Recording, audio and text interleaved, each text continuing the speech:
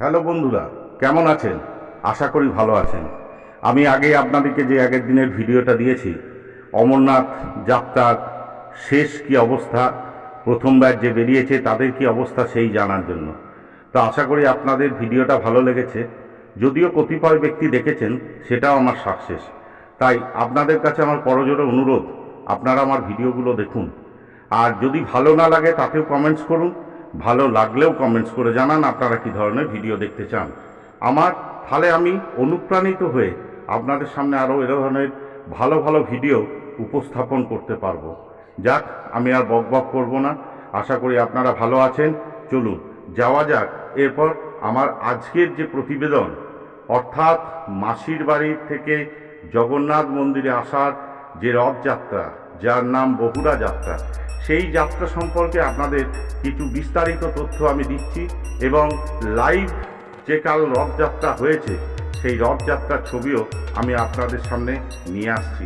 যদি ভালো লাগে তাহলে চ্যানেলটাকে সাবস্ক্রাইব করতে ভুলবেন না।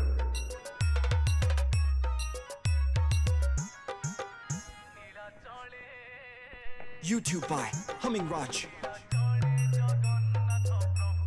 বছরের সেই পবিত্র মুহূর্ত ফিরে এসেছে যখন দেবতা নিজেই ফিরে আসেন তার ঘরে। আজ আমরা জানব বহুড়া যাত্রা 2025-এর প্রকৃত অর্থ, তারিখ, রীতি, আধ্যাত্মিক গুরুত্ব এবং এর অন্তর্নিহিত বার্তা। এই উৎসব শুধু রথ টানা নয়, এক মহাজাগতিক পুনর্মিলন। আপনি ভিডিওটা পুরো দেখুন আর শেষে বলুন জয় জগন্নাথ। বহুড়া যাত্রা কি? বহুড়া যাত্রা হলো রথযাত্রার দ্বিতীয় পর্ব, একটি ফিরে আসার উৎসব। বহুড়া শব্দটির অর্থ ফিরে যাওয়া বা ঘরে ফেরা। শ্রী জগন্নাথ, বলভদ্র এবং সুভদ্রা দেবী রথযাত্রার দিন গুন্ডিচা মন্দিরে গমন করেন, যা তাদের মাসির বাড়ি বলে মানা হয়। সেখানে এক সপ্তাহ অবস্থান করার পর তারা মূল মন্দিরে ফিরে আসেন বিশাল রথযাত্রার মাধ্যমে। এই ফেরার উৎসবের নামই বহুড়া যাত্রা। হেরা পঞ্চমী 1 জুলাই 2025। শ্রী শ্রী লক্ষ্মী দেবীর প্রতীকী অভিমান ও নাটকীয়তা। দক্ষিণ মোড়া 2রা ও 3রা জুলাই রথগুলোর দক্ষিণমুখী ঘোরানো হয়, যা ঘরে ফেরার প্রস্তুতির প্রতীক। সন্ধ্যা দর্শন 4 জুলাই ভক্তরা গুন্ডিচা মন্দিরে দেবতাদের শেষ দর্শন করেন। বহুড়া যাত্রা অর্থাৎ 5 জুলাই 2025 দেবতারা ফিরে যান মূল মন্দিরে। রথ টেনে নিয়ে যাওয়া হয় ভক্তদের দ্বারা। রথ 3টি প্রতীকী। নন্দী ঘোষ ভগবান জগন্নাথের রথ 16 চাকা বিশিষ্ট। তালধ্বজ বলভদ্রের রথ 14 চাকা বিশিষ্ট। দর্পদলন সুভদ্রার রথ 12 চাকা বিশিষ্ট। এই রথগুলো কাঠ দিয়ে নির্মিত, প্রতি বছর নতুন করে তৈরি হয়। রথ টানা মানে শুধু এক ঐতিহ্য নয়, এটা এক পবিত্র কর্ম। বিশ্বাস করা হয় নিজের হাতে রশি ধরে রথ টানলে পাপ মোচন হয় এবং শুভ ফল পাওয়া যায়। বহুড়া যাত্রার দিন সকাল থেকেই শহর জুড়ে ভক্তদের ঢল নেমে আসে।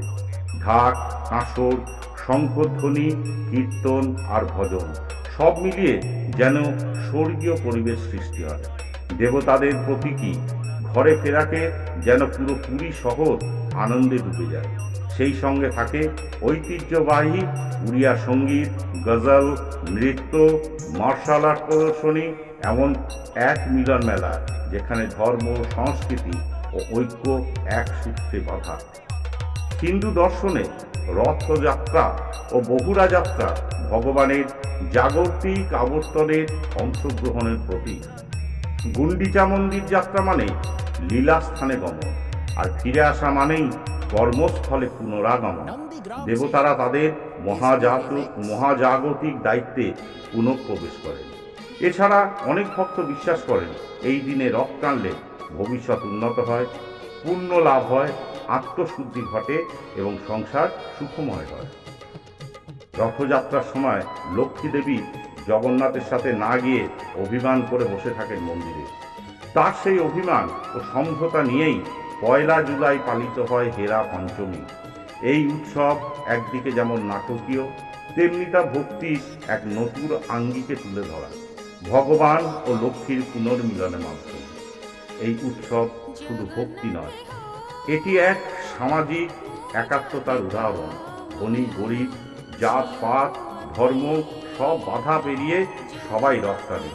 এদিন পুরোপুরি শহর এক হয়ে যায়, আর তা দেখে গোটা দেশ আবেগে ভেসে যায়।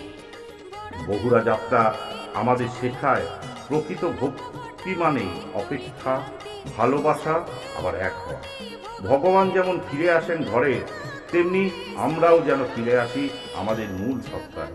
এবছর 5ই জুলাই 2025, আপনি যদি ঘরেই থাকেন তবু মন থেকে রথ টানুন, বলুন জয় জগন্নাথ। আপনার এই ডাকও পৌঁছে যাবে তার কাছে। বন্ধুরা, ভিডিওটি ভালো লাগলে অবশ্যই লাইক করুন, শেয়ার করুন আপনার বন্ধুদের সাথে, এবং আমার চ্যানেল শিবাঙ্গী ব্যানার্জি চ্যানেলকে সাবস্ক্রাইব করতে ভুলবেন না। আর কমেন্টে লিখুন আমি রথ টানব মন থেকে। আর চলুন সবাই মিলে স্বাগত জানাই বগুড়া যাত্রা 2025কে। জয় জগন্নাথ। সকলে ভালো থাকবেন, সুখে থাকবেন, শান্তিতে থাকবেন, আনন্দে থাকবেন। আর আমার এই ভিডিওটা সবাই দেখুন, আর লাইক, শেয়ার, কমেন্ট এবং সাবস্ক্রাইব করতে ভুলবেন না। ধন্যবাদ।